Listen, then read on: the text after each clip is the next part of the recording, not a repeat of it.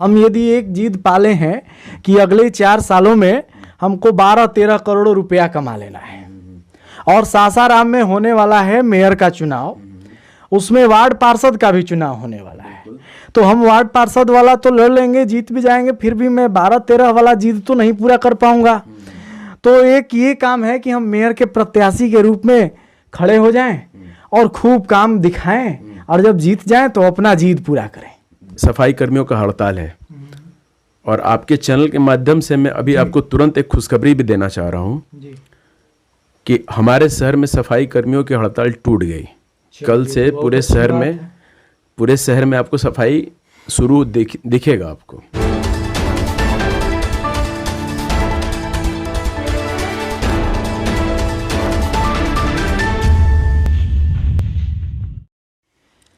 जब विधानसभा और लोकसभा की चुनावें होती हैं तो जो बड़े बड़े नेता लोग होते हैं वो मंच सजाते हैं और बड़े बड़े वादे करते हैं, हमने ये किया, हम आएंगे तो वो करेंगे। लेकिन पेंच तब फंसती है जब ग्राउंड लेवल में चुनाव होता है, जैसे कि अभी सासाराम में मेयर का चुनाव होना है। अब ऐसे में जितने भी मेयर प्रत्याशी हैं उनके लिए ये संभव नहीं है कि एक अच्छा सा मंच सजाएं और उन पे खड़े हों और जनता जुटे और एक अच्छा सा भाषण दें। इसलिए न्यूज़ सुपर 7 की टीम ने ये सोचा कि अपने सासाराम शहरवासियों को उनके सारे प्रत्याशियों से रूबरू कराएंगे। उन्होंने अब तक क्या कुछ किया है, क्या करने वाले हैं, यदि उनके हाथों में दारमदार दिया जाए तो क्या होगा। अभी इस कड़ी में हमारे साथ दशमेश सिंह बरनाला जी मौजूद हैं। बहुत बहुत स्वागत है आपका हमारे चैनल। बहुत बहुत धन्यवाद आप सभी का। तो हमने जैसा कि बताया कि हम एक मंच देते हैं सभी प्रत्याशियों को, जैसा कि आपने पिछले अंक में अन्य प्रत्याशियों को भी देखा और सुना। तो अभी हमारे साथ दशमेश बरनाला जी हैं और सासाराम के सर केयरिंग की बात हो रही है। तो सबसे ज़्यादा दिक्कतें तब आई जब कोरोना काल था। सभी लोग देखे, सभी लोगों की आंखों में एक उम्मीदें थी कि जिनको हम अपना नेता मानते हैं, चाहे वो पावर में हो या फिर पावर में नहीं हो, उनके साथ एक उम्मीदें बंध जाती हैं। तो उस समय लोगों की आपसे एक उम्मीदें थीं जो कि हम उस समय ग्राउंड पे न्यूज़ सुपर 7 की टीम थी और देखी भी थी। जब हम लोग इंटरव्यू करते हैं प्रत्याशियों का तो जो कमेंट में एक आध क्वेश्चन करते हैं लोग, तो उन्हीं के क्वेश्चन से हम आपका आज का इंटरव्यू शुरू करेंगे। पिछली बार हमने इंटरव्यू किया तो हमारे दर्शक ने एक सवाल लिखा था, बड़ा ही अच्छा सवाल उन्होंने किया कि आप जब इंटरव्यू लेने जाएं तो प्रत्याशी से ज़रूर ये पूछ लें कि अब तक उन्होंने क्या कुछ किया है। तो ये सवाल हम आपसे करेंगे और सीधा सवाल है कि अब तक सासाराम के लिए आपने क्या कुछ किया है। चूंकि अभी आपके पास पावर नहीं है तो अभी तक आपने क्या कुछ किया है, क्या कुछ करने का प्रयास किया है, और चूंकि पावर नहीं है तो आप वंचित भी रहे हैं, क्या कहना चाहेंगे? चलिए, पहले तो न्यूज़ सुपर 7 के सभी दर्शकों को मेरा सादर प्रणाम। मेरा नाम दशमेश सिंह बरनाला हुआ। अड्डा रोड में मेरा मोबाइल शॉप है, मोबाइल और सीसीटीवी कैमरे का शॉप है। कैट एक संस्था है जिसका फुल फॉर्म है confederation of all India traders. व्यापारियों का देश का सबसे बड़ा संगठन है। उसकी हम जिला महासचिव के रूप में सेवा भी दे रहे हैं। हमारी एक संस्था है श्री गुरु तेग बहादुर जी सेवादार ग्रुप। जैसा कि आपने पूछा भी कि आपने पिछले टाइम से क्या क्या किया है बिना पावर के रहते, बहुत अच्छा सवाल है कि भाई अगर हम आगे आने का मूड बना रहे और मेरा बैकग्राउंड पे कुछ काम ही नहीं है तो हमें बिल्कुल नहीं आना चाहिए। तो पहले आपको ये बता दूं कि जब कोरोना काल था, जो आपने पूछा कोरोना काल था, समय इतना ख़राब था, सभी ने देखा था। उस समय लगातार मौतें हो रही थी, लगातार खबरें आ रही थी कि प्रवासी मजदूर भागा भागी चल रहा है कि कैसे भी अपने घर पहुंच जाएं, कोई भी साधन मिल जाए। डर का इतना माहौल था कि कोई घर से निकलना नहीं चाह रहा था। हम लोग जिस कौम से आते हैं उसमें सेवा ही सबसे ऊपर है। हमारे गुरुओं ने सिखाया, हमारे अन्य धर्म के गुरुओं ने सिखाया, ऐसा नहीं कि सिर्फ हमारे धर्म के गुरुओं ने, सभी धर्म के गुरुओं ने सिखाया कि सेवा सब जरूर करना चाहिए। लोगों की, मानव का सबसे बड़ा धर्म है।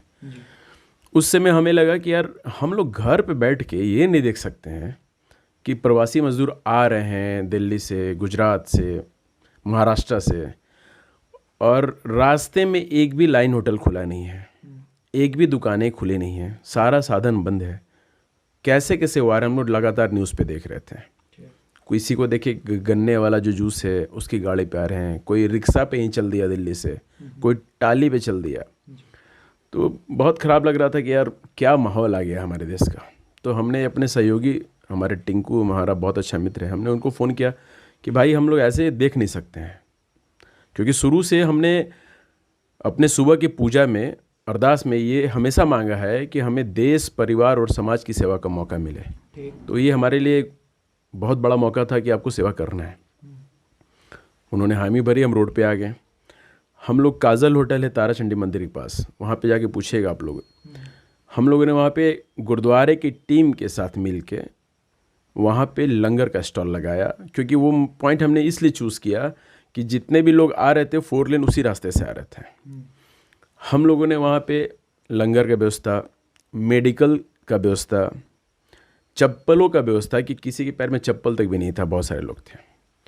एक दिन इसी सेवा के दौरान मेरे आंखों से आंसू आ गए उस दिन, जब एक ट्रेवलर गाड़ी वहाँ पे रुकी, उसमें से 2-4 बच्चे दौड़ के भागे और उनके मुख से सिर्फ यही निकला, पापा खाना। आप समझ सकते हैं कि दिल्ली से सासाराम कितनी दूर है, रास्ते में एक भी लाइन होटल खुला नहीं था, कहीं उन लोगों को साधन नहीं था। हम लोगों ने वहाँ पे उन लोगों को सफाई की व्यवस्था के लिए सैनिटाइज़र, हैंड वॉश सब रखा था कि बच्चे हैं, कोरोना काल है, कहीं इनको इन्फेक्शन ना हो जाए। बट उस बच्चे ने कुछ भी ध्यान नहीं दिया और डायरेक्ट जाके उस खाने के प्लेट पे टूट पड़ा। और आप यकीन नहीं मानिएगा, जो खाना कम से कम 5 से 7 मिनट लगता है खाने में, उस बच्चे ने 1.5 से 2 मिनट में ख़त्म कर दिया। ये भूख थी। तो हमारे आंखों से आंसू आ गए, यार ये चीज़ आ गया। हम लोग लगातार वहाँ सेवा की, हमारी पूरी टीम सेवा की। पहले तो एक चीज़ आपको, आपके चैनल के माध्यम से हम अपने सभी सेवादारों को जो इस सेवा में प्रत्यक्ष या अप्रत्यक्ष रूप से हमारे साथ जुड़े थे, उन सभी का बहुत बहुत बहुत धन्यवाद, क्योंकि इतना बड़ा टास्क हम अकेले नहीं कर सकते थे। उसके बाद हमें लगा कि यार हम लोग प्रवासी मजदूर का कर रहे हैं, हमारे लोकल शहर के भी लोग हैं, उन्हें भी चाहिए, उन्हें भी राशन, जो दुकानें बंद हैं, रोज़गार बंद हैं, दैनिक दिहाड़ी वाले मजदूर जो डायरेक्ट डेली कमाते हैं, खाते हैं, उनका भी सब चीज़ बंद है। प्राइवेट स्कूल के टीचर भी परेशान हैं। हमारे समाज का एक वर्ग है जिसको हम लोग किन्नर वर्ग बोलते हैं, उनका भी आप ध्यान दो तो उन्हें भी चाहिए, उन्हें भी रोजी रोटी चाहिए, भूख चाहिए, उनकी भी भूख है।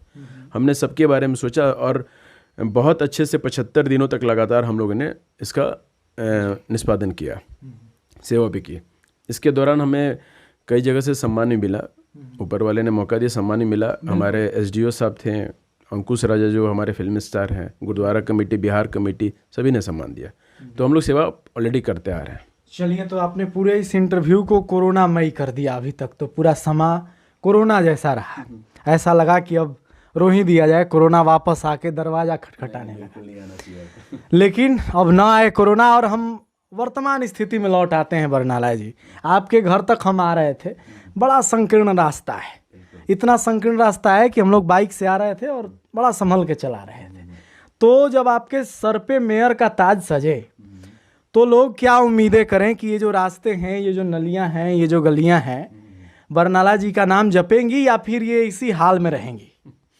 देखिए, पहला चीज़, जब आप कुछ बड़ा लक्ष्य बनाते हो तो उसको प्राप्त करने के लिए आपको शौक नहीं पालना होता है, जिद पालना होता है। ये आपको जिद होनी चाहिए कि आपने ये टारगेट किया है कि हमें मेयर या डिप्टी मेयर के रूप में सेवा का मौका मिलना चाहिए, तो तैयारी भी उतनी बड़ी होनी चाहिए। हम लोग सेवा करते हैं, अलग बात है, लेकिन हमने कई संगठनों को चलाया है, कई साल हमने एक्सपीरियंस लिया है। अभी हालिया चुनाव में, अभी हालिया स्थिति जो शहर की स्थिति है, आप देख रहे होंगे पूरे शहर में सफाई कर्मियों का हड़ताल है। और आपके चैनल के माध्यम से मैं अभी आपको तुरंत एक खुशखबरी भी देना चाह रहा हूँ कि हमारे शहर में सफाई कर्मियों की हड़ताल टूट गई। कल से पूरे शहर में आपको सफाई शुरू दिखेगा आपको। इसके लिए आपको ज़मीनी स्तर पे कोशिश करनी है।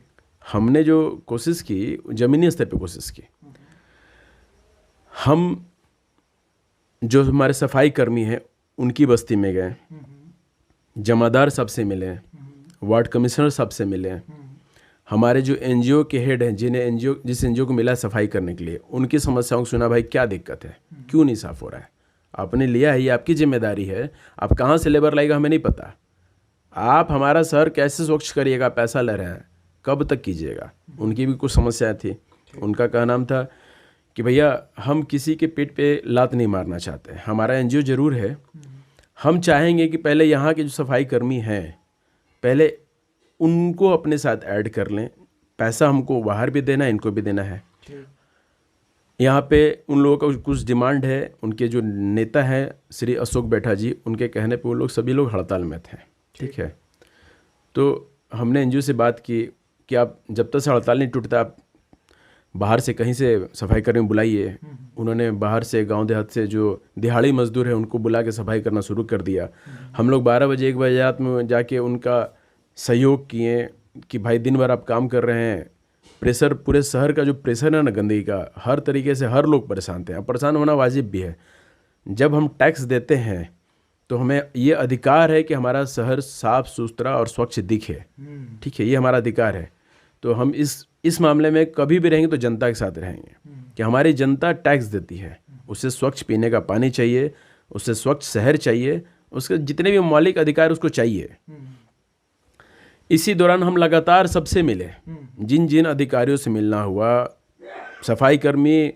आपको एक चैनल के माध्यम से एक बात बताना चाहूँगा। हम एक आदमी से फ़ोन करके पूछे कि भाई वो जो सफाई कर्मी लोग रहता है उन लोग का कहाँ कहाँ बस्ती है, चाहे उसके लीडर का कोई कांटेक्ट नंबर है तो दे दीजिए। पता है जवाब क्या आया? जवाब आया कि हमनी के इतना दिन अभी ख़राब नहीं के भेजना कि हमनी के अपन मोबाइल में डुम चमार के नंबर रखा जाए भोजपुरी में। समझ लीजिए ये मानसिकता है लोगों की। हमने उन्हें बहुत डांटा फ़ोन पे कि यार आप छठ पूजा करते हैं, आपके माता पिता का संस्कार होता है, जब अंतिम यात्रा निकलता है तो उन्हीं लोगों का देन है और समाज में सबको बराबरी का अधिकार है। ऐसी सोच, घटिया सोच हमारे साथ मत रखिए। हम उस बस्ती में गए, उन लोगों से मिले। बिल्कुल बिल्कुल, कुल मिला जुला कर कि ये है कि हड़ताल को अभी रोक दिया गया है। रोक नहीं दिया गया, खत्म कर दिया गया। अशोक बैठा जी के साथ आपको बताना चाहूँगा, हम 2 घंटे, हमें सिर्फ 10 मिनट का समय मिला था। हम लगातार मेरे व्यवहार से वो इतने इम्प्रेस हुए कि 2 घंटा तक उन्होंने टाइम दिया, बहुत सारी बातें कि लास्ट में हमारे रिक्वेस्ट को उन्होंने माना। और आज आप देखिए, कल सुबह आपको दिखेगा हड़ताल टूटा हुआ दिखेगा। बिल्कुल, हड़ताल तो टूट जाएगा, लेकिन शहर में सफाई की स्थिति बदलेगी कि नहीं वो तो हम लोग भी नहीं जानते हैं। अगला सवाल हम आपसे यही करेंगे, क्योंकि देखिए आपने कहा कि जिद होनी चाहिए। एक सवाल हम जरा थोड़ा सा करेंगे लीक से हट के, औपचारिक बातों से हट के। एक सवाल मेरा होगा, हम यदि एक जिद पाले हैं कि अगले 4 सालों में हमको 12-13 करोड़ रुपया कमा लेना है और सासाराम में होने वाला है मेयर का चुनाव, उसमें वार्ड पार्षद का भी चुनाव होने वाला है, तो हम वार्ड पार्षद वाला तो लड़ लेंगे, जीत भी जाएंगे, फिर भी मैं 12-13 वाला जिद तो नहीं पूरा कर पाऊंगा। तो एक ये काम है कि हम मेयर के प्रत्याशी के रूप में खड़े हो जाएं और खूब काम दिखाएं और जब जीत जाएं तो अपना जीत पूरा करें। बिल्कुल बिल्कुल। तो इस तरह की मानसिकता को आप क्या कहेंगे? इस तरह की मानसिकता आप देख रहे हैं कि नहीं देख रहे हैं? बिल्कुल देख रहे हैं। अभी आप जितने भी प्रत्याशी के नाम, आप लोगों ने बहुत सारे प्रत्याशियों का इंटरव्यू भी लिया है।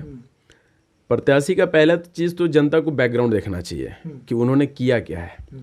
दूसरी बात, चुनाव में जो प्रत्याशी बहुत ज़्यादा खर्चा करता है, जनता को ये विश्वास दिलाना है कि जब आप मेयर बनेंगे तो आप सचमुच में शहर के विकास वाली जिद को ही पूरा करेंगे, अपने पर्सनल जिद को पूरा करने में न लग जाएंगे। क्योंकि आपने बोला कि जिद जरूरी है बड़े सपनों के लिए। बिल्कुल, इसलिए हम ये पूछ रहे हैं। जी बोलिए। अच्छा ये बताइए, 12 करोड़ 13 करोड़ या 20 करोड़ कमाने का उद्देश्य कहाँ से आता है?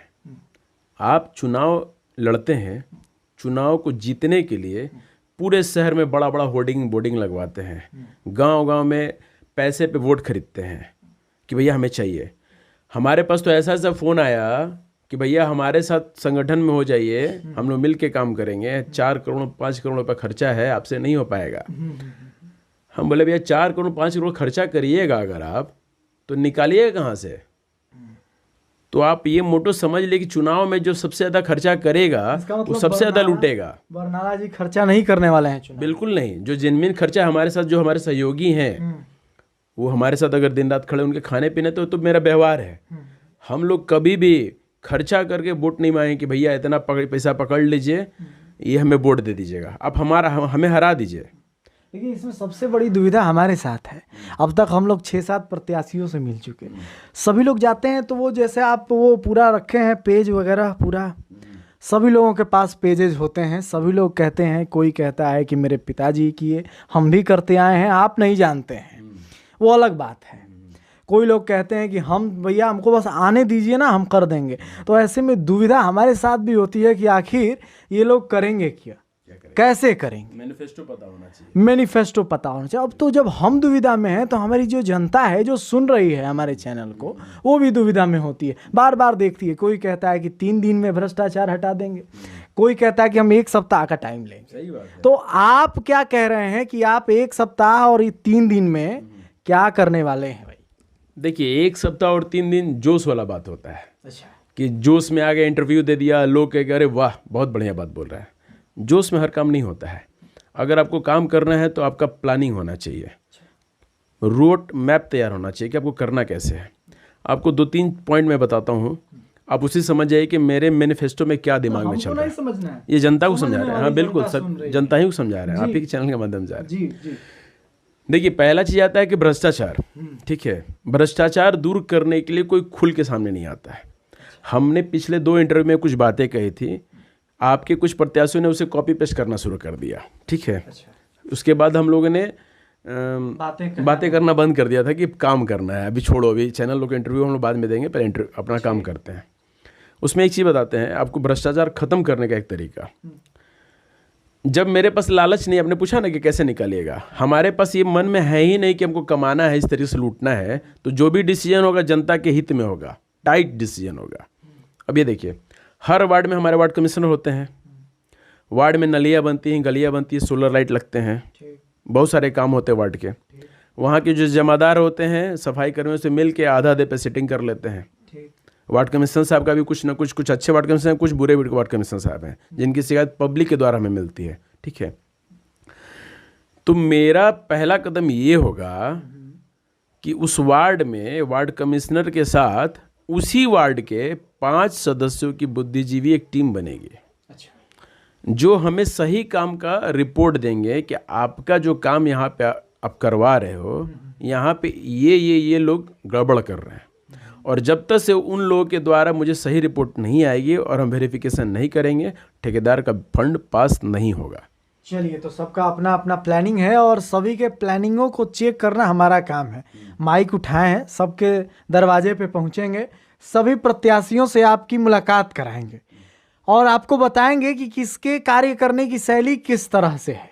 अंतिम सवाल मेरा आपसे यही बरनाला जी रहेगा कि ये जो देख रहे हैं बहुत सारे प्रत्याशी आ रहे हैं, इतने प्रत्याशी हैं कि हमारा रोज का काम चल जा रहा है, 30 दिन में हम 30 वीडियो डाल दे रहे हैं। तो ये बताइए, ऐसे में जीतना कितना मुश्किल लग रहा है आपको? ये चक्रव्यूह देखिए, ये आसान काम नहीं होगा, क्योंकि सभी लोग इन किन प्रकारेण जीतना चाहेंगे किसी भी प्रकार से। ऐसे में बरनाला जी के लिए ये कितना कठिन लग रहा है? देखिए, अगर आपने जिद पाला है तो आपको नतीजे का चिंता नहीं करना चाहिए। अच्छा। और लोग बोलते हैं कि आपका कंपटीशन किससे, क्योंकि सारे लोग आ रहे हैं। मैं आपको बता दूं कि मेरा कंपटीशन सिर्फ और सिर्फ मुझी से है। अभी हमारे पास जो भी, आपके चैनल से मैं कम समय में बहुत बारे बातें बताना चाहूँगा। हमारा पूरा शहर आप घूम लो, हमारी माताओं बहनों के लिए एक भी डिलक्स शौचालय तो बता दो। हमने जो काम किया है उसमें आपको 2-3 काम को बता भी देता हूँ। हम लोग किसी भी मंत्री से या नेता से मिलते हैं तो हम उनमें से नहीं कि हम माला और बुके बनवाएं, हम चिट्ठी तैयार करते हैं, लेटर तैयार करते हैं कि इनसे मिलना है, हमें ये काम चाहिए। चिट्ठी के साथ हम लोग तुलनात्मक फ़ोटो देते हैं कि सर हमारा बनारस है बगल में, आप जाइए, वहाँ पुलिस चौकी 24/7 दिखता है। हमारा हर गली मोड़ पे, चौराहे पे, बड़े शहरों में CCTV कैमरा दिखता है, जिससे आपका शहर की सुरक्षा, महिलाएं हो चाहे बच्चे हों, कोई भी हो, सुरक्षित महसूस करें। आज यही लेटर मैंने दिया आपको, मैं अब सब लेटर भी दिखाऊंगा, कई मंत्रियों को दिया। उसका 2 नतीजे आपको सासाराम में एकदम स्पष्ट दिखने लगा है। आप जाके देख लीजिए, सासाराम के हर गली चौराहों पे CCTV कैमरा लगने लगा, जिसका डिमांड मैंने 6 महीना पहले तुलनात्मक फ़ोटो के साथ दिया था। दूसरी बात, यहाँ जो पुलिस चौकी बोला था मैंने कि कोई कंप्लेन हो तो हम थाना उतनी दूर जाएंगे, यहाँ जाएंगे। हमें हर गली के मुख्य चौराहों पे बनारस की तर्ज पे 10 बाई 10 कहीं पुलिस चौकी चाहिए, क्योंकि अगर कोई दिक्कतें आई हमारी माताओं बहनों के साथ, हमारे व्यापारी बंधु के साथ, तो एट ए टाइम वहाँ पे वो पुलिस मिले, क्राइम को रोके। बिल्कुल। उसकी शुरुआत भी आप देखेंगे पोस्ट ऑफिस मोड़ पे वहाँ बनना शुरू हो गया, जिसके लिए हम धन्यवाद देना चाहेंगे अपने लायंस क्लब के भाइयों का, खासकर एसपी वर्मा सर का, कि जिन्होंने इसका पूरा टोटल फंडिंग का जिम्मा उठाया। तो हम लोग बहुत अच्छा काम कर रहे हैं, आगे भी बहुत कुछ करना है। बिल्कुल दशमेश जी, बातें बहुत हैं करने के लिए, लेकिन समय बहुत कम है। तो इसी समय में क्योंकि जब ज़्यादा बड़ा वीडियो हो जाता है तो दर्शक भी ऊब जाते हैं, एक आध सवाल देखे और निकल लिए कि चलिए हम बरनाला जी को समझ गए। तो अब हम लोग अपने आप को समेटेंगे और हम आपको तसल्ली दे देते हैं कि किन्हीं के बातों पर हम आंख बंद करके विश्वास नहीं करेंगे। आप देख रहे होंगे हम चश्मा लगा के ही बैठते हैं यहाँ पे। हमारी एक टीम जनता में घूम रही है जो ये पता कर रही है कि इंटरव्यू में उन्होंने क्या बोला था और ग्राउंड पे क्या नज़र आ रहा है। जितने भी वादे हैं उनको मिलान किया जाता है उनका ग्राउंड से कि क्या ये सच है या फिर ये झूठ है। तो हर चीज़ सफाई के साथ, सच्चाई के साथ हम आप तक दिखाते रहेंगे और सभी प्रत्याशियों से निष्पक्ष होकर आपको मिलाते रहेंगे। तो आप जुड़े रहिए हमारे साथ और देखते रहिए न्यूज़ सुपर 7। बहुत बहुत धन्यवाद, आप हमारे साथ जुड़े और दिलचस्प बातें हुई। धन्यवाद आपके सभी चैनल के सभी दर्शकों को मेरे तरफ से सादर प्रणाम। बिल्कुल, बहुत सारी बातें छूट भी गई हैं, इनकी मुस्कुराहट से हमको लगा। एक चीज़ कहना चाहूँगा, आपके चैनल के माध्यम से एक अपील करना चाहूँगा पब्लिक से। अगर आप सभी को लगता है कि बरनाला जी का काम अच्छा है तो कृपया करके एक मौका, सिर्फ और सिर्फ एक मौका दें हमें पद का, कुर्सी का कोई लालच नहीं। हमें मेयर का जो कुर्सी है, डिप्टी मेयर का कुर्सी आप हटा दीजिए, मुझे सिर्फ एक टेबल दीजिए जहाँ पे मैं बैठ के काम कर सकूँ। उसकी तैयारी देखिए मैं आपको चैनल के माध्यम से दिखाना चाहूँगा। सभी लोग पेपर दिखाते होंगे, हम आपको दिखा रहे हैं ये बुक्स जो हम पढ़ रहे हैं, नगर पालिका हस्तक की है। उसके बाद नेताओं के लिए जो इसमें मुख्यमंत्री से लेकर वार्ड कमिश्नर से लेकर सारे नेताओं का अधिकार है। उसके बाद संपूर्ण योजना गाइड है, क्योंकि जब तक से आप पढ़िएगा नहीं ना, आप जोश में आके तोड़ नहीं सकते हैं, आपको पढ़ना पड़ेगा। तो समस्त जनता से ये अपील है, रिक्वेस्ट है, निवेदन है आपसे कि अगर आप एक बार मुझे मौका देते हैं तो मैं शहर को सुधारने की जिद में बहुत कुछ अच्छा करूँगा। धन्यवाद। चलिए, तो जनता इसी उम्मीद में है और उसको एक नया विकास पुरुष भी चाहिए जो कि सासाराम की अच्छे तरीके से केयर कर सके। केयर मैं शब्द बार बार यूज इसलिए कह रहा हूँ क्योंकि केयर से सब कुछ संभल जाता है। एक अच्छे बच्चे का जब केयर अच्छे से किया जाता है तो वो बच्चा अच्छे तरीके से बड़ा होकर के बहुत कुछ करता है। तो इसीलिए कौन बनेगा सासाराम का मेयर और जो करेगा केयर वही बनेगा मेयर। तो इस कड़ी में हम आपको दिखाते रहेंगे, मिलाते रहेंगे। तब तक के लिए आप हमारी पूरी टीम को दीजिए इजाज़त। धन्यवाद।